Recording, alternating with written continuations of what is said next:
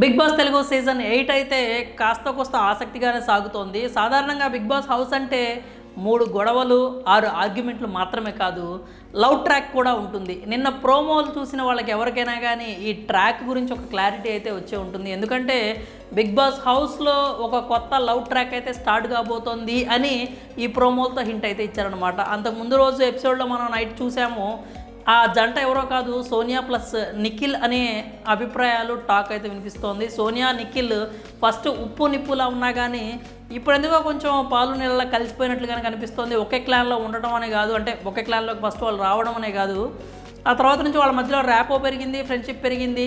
అరే ఒరే అదిరా ఇదిరా అనుకునే వరకు కూడా వచ్చిందనమాట. సోనియా మాటలు చూస్తే మనం ఆవిడైతే చాలా సింపుల్గానే మనల్ని నిఖిల్ని అరే ఒరే అంటూ ఉంది. చక్కగానే కలిసి మాట్లాడుకుంటున్నారు. మొన్న సోఫాలో కూర్చొని ఈ స్ట్రాటజీలు కూడా వాళ్ళు ప్లాన్ చేసుకోవటం మనం అయితే చూసామన్నమాట. నిఖిల్ కొంచెం చేతులు నొప్పులుగా ఉన్నాయంటే ఆవిడకి ఎట్లాగా వేళ్ళు ఎరగదీయటం కావచ్చు, లేకపోతే చేతులు ఉత్తరం కావచ్చు చేస్తూ ఉన్నాడు. ఆవిడ అరే ఎదవారా నువ్వు అని చెప్పి ఆవిడ చాలా అంటే చాలా ర్యాపో అయితే వాళ్ళిద్దరి మధ్యలో క్రియేట్ అయిన విషయం అయితే మనకు కనిపిస్తూ ఉంది.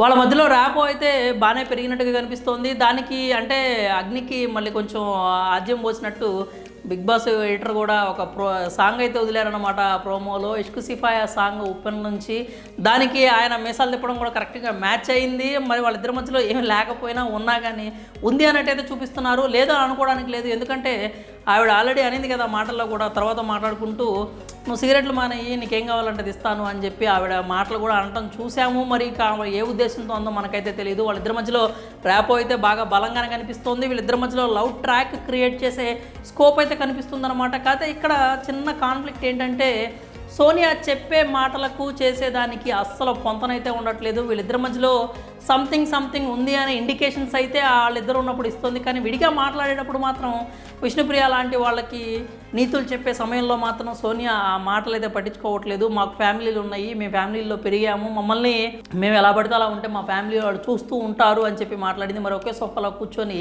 చక్కగా చేతిలో తెచ్చుకుంటూ నువ్వు లేకపోతే ఆ తర్వాత రోజు కావచ్చు, నువ్వు సిగరెట్లు మనీ నువ్వేమడిగితే అది ఇస్తాను నేను అని సోనియా అనటం మాత్రం ఆవిడ చెప్పిన మాటలకి చేసేదానికి పొంతనైతే కనిపించట్లేదు.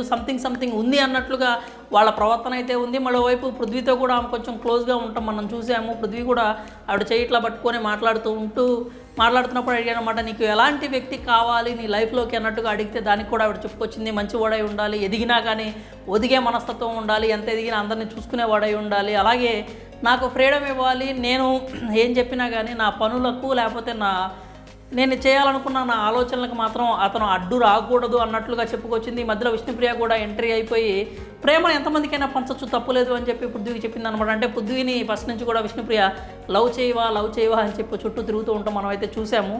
కాబట్టి ఆ కాన్సెప్ట్లోనే సోనియా మాట్లాడుతున్నప్పుడు ఈవిడ కూడా మధ్యలో ఇంటర్ఫియర్ అయ్యి పిచ్చుక కాన్సెప్ట్ ఒకటి చెప్పింది. పిచ్చుకొని గట్టిగా పట్టుకుంటే చచ్చిపోతుంది, వదిలేయాలి, దానికి ఫ్రీడమ్ ఇవ్వాలి అని చెప్పి ఆ మాటతో సోనియా కూడా ఏకీభవిస్తూ మనం అయితే మాట్లాడటం చూసాము. ఆ తర్వాత ఆమె ఫేస్ అయితే మారిపోయింది, అక్కడి నుంచి లేచి వెళ్ళిపోయింది.